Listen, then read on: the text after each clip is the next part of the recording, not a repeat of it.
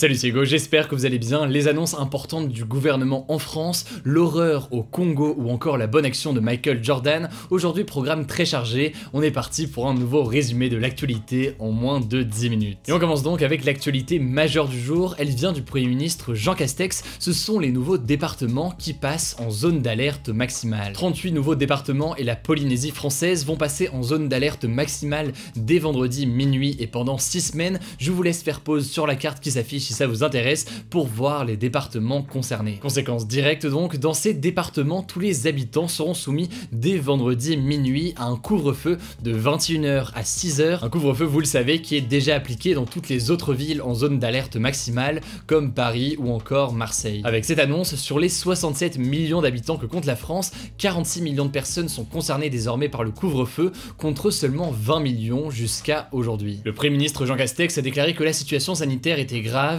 et que le mois de novembre serait éprouvant car le nombre de morts devrait continuer à augmenter. Ce soir, la France a dépassé la barre des 40 000 nouveaux cas avec 41 622 nouveaux cas en 24 heures, un chiffre qu'aucun pays européen n'avait atteint jusqu'ici. Encore une fois, je vous le disais hier, oui, on teste infiniment plus qu'avant le confinement, mais ça n'explique pas tout et les chiffres montrent bien une augmentation rapide du nombre de nouveaux cas ces derniers jours, ce qui impacte ensuite les hôpitaux avec des lits de réanimation qui se remplissent de plus en plus vite. Par ailleurs, autre élément important qui vous concerne si vous habitez en France, Jean Castex a averti que si l'épidémie n'était pas ralentie par le couvre-feu, le gouvernement pourrait envisager des mesures beaucoup plus dures et là, logiquement, on peut penser à un couvre-feu plus tôt ou même à un reconfinement. Un reconfinement, c'est d'ailleurs ce qui a été décidé en Irlande ou encore au Pays de Galles, je vous en parlais cette semaine. Voilà donc pour les annonces principales aujourd'hui, pas les plus joyeuses, j'en suis conscient. Évidemment, on va continuer à vous informer dans les jours à venir, dans nos points quotidiens en vidéo ainsi que sur Instagram avec nos résumés de l'actualité qui se lisent en moins d'une minute. On continue en France avec la mise à jour de l'application Stop Covid qui change de nom avec des nouvelles fonctionnalités et qui devient donc tous anti-Covid. Alors Stop Covid, on en avait déjà parlé sur la chaîne, elle avait été très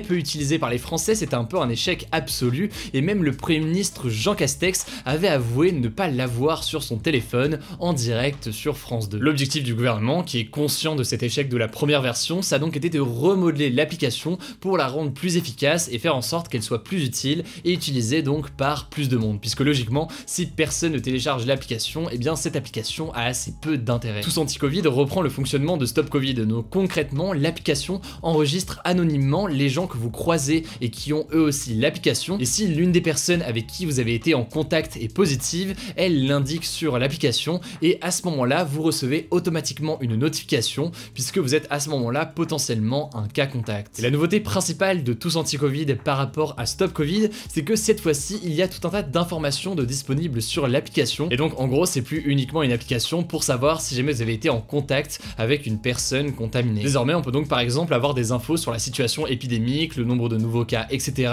les règles mises en place comme le couvre-feu. Il y a aussi un lien direct vers l'attestation de déplacement ou encore une liste des lieux où se faire tester près de chez soi. Au-delà de ces nouveautés, le gouvernement a annoncé que d'autres choses vont arriver dans les prochaines semaines sur l'application. Donc, évidemment, on reste attentif et on vous tient au courant. Comme tous les jours, vous le savez, on fait un point à l'étranger et on commence avec les déclarations inédites du pape François concernant les unions homosexuelles. En fait, jusqu'à présent, le pape, donc le chef de l'église catholique, s'était toujours opposé à ce que les pays autorisent les unions entre personnes homosexuelles. Le truc, c'est que dans un documentaire intitulé Fransco et qui a été diffusé hier à la fête du cinéma de Rome, le pape François a défendu le droit des couples gays à vivre au sein d'une union civile qui les protège légalement. Alors cette union, pour le pape François, ça ne peut pas être un mariage, il reste donc opposé au mariage pour tous, mais il défend tout de même la possibilité d'une union légale pour un couple homosexuel avec par exemple le Pacs en mairie. Il faut savoir que ces propos sont une immense rupture avec le discours de l'église jusqu'à maintenant et des anciens papes qui se sont toujours opposés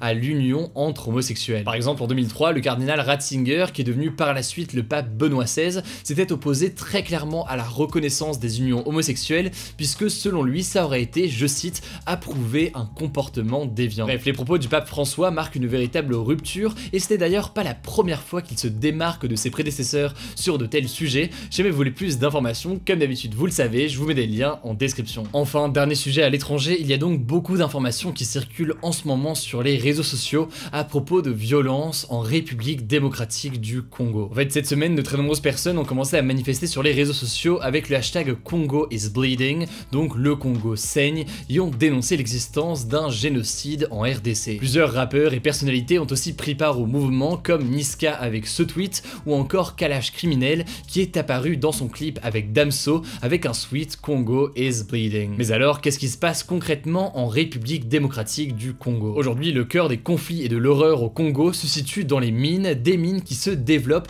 parce qu'on y extrait des minerais rares, indispensables pour nos smartphones et autres appareils électroniques. Il y a d'abord les mines de cobalt qui posent problème en faisant travailler des dizaines de milliers de jeunes enfants pour des salaires de moins de 2 € par jour. Un reportage de Sky News réalisé en 2017 a d'ailleurs été beaucoup partagé sur Twitter ces derniers jours. On y voit les enfants descendre sans protection dans des tunnels qui peuvent donc à tout moment s'effondrer et les tuer. L'autre minerai exploité, c'est le coltan, celui que Kalash Criminel évoque quand il écrit « Mon pays se fait tuer à cause du coltan ». En fait, dans la région de Kivu, une succession de guerres ethniques et de guerres de territoire ont eu lieu depuis 25 ans, notamment pour s'accaparer cette ressource et ses mines. Il y a sur place énormément de trafic, d'exécutions, de viols, et les pillages sont aussi quasiment quotidiens. Plus largement, au-delà de l'exploitation des mines, on compte encore dans ces régions des centaines de groupes armés parfois très violents et une situation humanitaire très fragile. Parmi les dernières en date, on peut citer notamment la communauté Emma, victime de violences ces dernières années,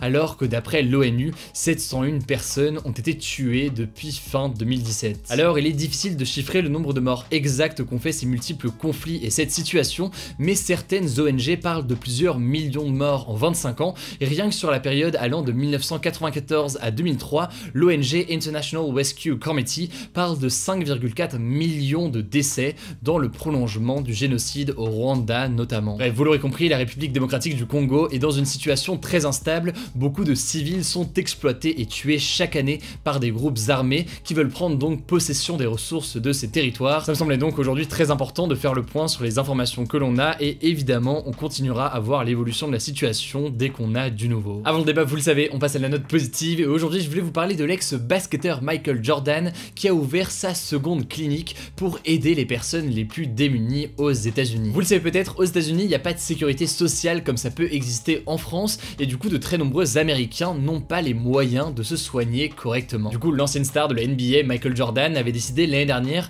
d'ouvrir une clinique à Charlotte, en Caroline du Nord, où les soins sont gratuits. Et cette première initiative, ça avait été un immense succès qui avait permis de venir en aide à énormément de personnes, notamment les communautés afro-américaines et latino-américaines qui sont souvent les plus pauvres aux États-Unis. Alors, face à l'épidémie de Covid-19, Michael Jordan a donc décidé d'ouvrir une seconde clinique dans un autre quartier de la ville de Charlotte. C'est donc une super belle action de la part du basketteur qui me paraissait assez important d'évoquer en cette période de pandémie. Hier, vous le savez peut-être, il n'y avait pas de débat, mais il y en a un aujourd'hui. Avez-vous une bonne opinion du pape François? Alors honnêtement, je sais pas, c'est pas le meilleur débat que j'ai trouvé, j'en suis conscient, mais tout de même ça fait un petit débat, un petit élément de discussion. Du coup, pour voter, c'est très simple, vous cliquez sur la chaîne Hugo Décrypte, vous allez dans l'onglet communauté et à ce moment-là, vous pourrez voter directement au sondage du jour, ainsi que si ça vous intéresse, au sondage des jours précédents. Bienvenue à tous les nouveaux, évidemment si c'est votre cas, pensez à vous abonner pour ne pas rater les vidéos suivantes. En description, je vous mets des liens pour en savoir plus, pour s'informer davantage et creuser tous les sujets.